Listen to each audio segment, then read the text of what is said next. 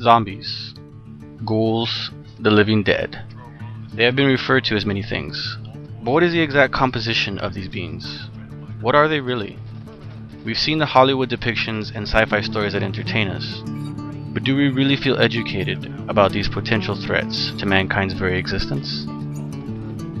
In the same way that we learn how to protect ourselves from diseases and domestic violence, as well as changing our methods to save the planet, we should treat this underlying factor of the undead's rising with respect. So I've decided to set a course to educate any and all who would lend an ear to consider the knowledge of the undead. I know that the idea of this seems foolish and merely recreational to the extent of entertainment, but I assure you that I am serious and willing to prepare those who are ready to conceive the idea that the zombie will one day appear.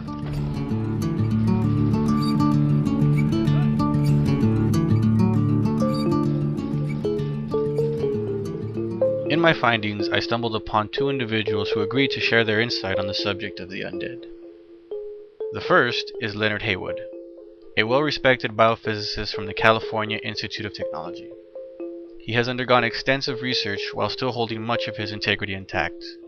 He is one of the few scholars held in high regard of the subject for his inexplicable ability to translate any and all aspects of the undead to biological law. Essentially, when trying to define the undead, you have to throw away any and all information you may have gathered from assumptions through dark forces, religion, voodoo, your imagination, especially the entertainment industry. What you have to understand is that the concept of the zombie is in fact very scientific. To put it more specifically, it's a virus. Now, Jan van der Haven was the first to isolate these effects as a virus, and he dubbed it selenium. Now, selenium travels through the bloodstream and enters the brain. The virus then uses the frontal lobe cells for replication and destroys them in the process to create this a new self-sufficient organ. All bodily function stops, as well as the heart, and the body is rid of its dependency for oxygen.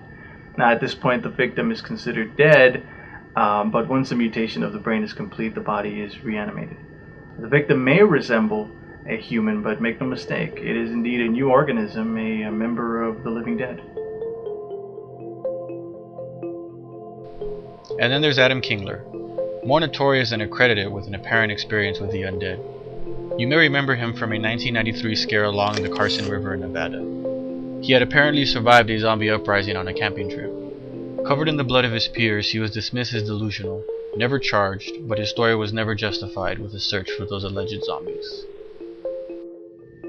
Typically, when dealing with the undead, you gotta remember two things: your advantages. You gotta realize that you're smarter than them, and your speed, of course. Once you understand what makes up the undead, then you can decide what to do in certain situations. If you can cause enough trauma to the head, or destroy it completely by dropping something on it, or whatever is available to you, or you can sever the head and immobile the zombie. Realize that the head can still deal out infecting bites. A blade typically will be your better friend in a zombie fight than a gun, because, well, there are several reasons. A gun will make noise and attract more of the undead, and a blade doesn't need reloading. Sure, it's more dangerous and you have to get closer to the undead, but the benefits well weigh out the risk. The following timetable is something Mr. Haywood has conjured up through his many years of research. This is a variable look at the effects of the selenium virus on a human subject. The cycle can typically be defined to a timetable that varies by a few hours depending on the individual. On the first hour, you'll have pain and discoloration in the form of browns and purples of the infected area. Immediate clotting of the wound, in fact there is a wound. The infected's bodily fluids are not a source of contamination as previously documented as highly toxic, and an individual would simply just die of any sort of consumption. The fifth hour, you have fever present in the upwards of 103 area. There's chills, slight dementia, vomiting, acute joint pain. By the 8th hour, there's numbing of the extremities and the infected areas, increased fever, upwards of 106, increased dementia, of course, and loss of overall muscular coordination.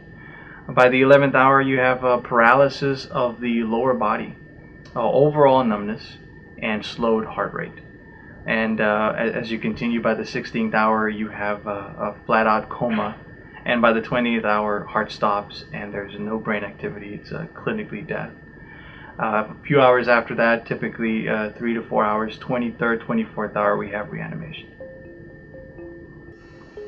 You can't be in a scenario with the undead and think that you're gonna be a hero. This is not victory. This is survival, and you have to be ruthless. I learned that the hard way, and I hope this never really comes on anyone. Whether the zombie apocalypse is imminent or not, there are people on both sides of the spectrum, in belief and preparation. I believe the zombie to be very real, but in the case of most plausible things, the threat will not be taken seriously until it has directly affected people. By then it'll be too late. I do not wish that people be harmed should this come in my lifetime, but it will be what it will be, and those who are prepared with information will rise from any ashes. We as a race hold ourselves so secure with our rank in the food chain and the size of our wallets, that anything which cannot be solved with either is dismissed. Charles Darwin called it survival of the fittest.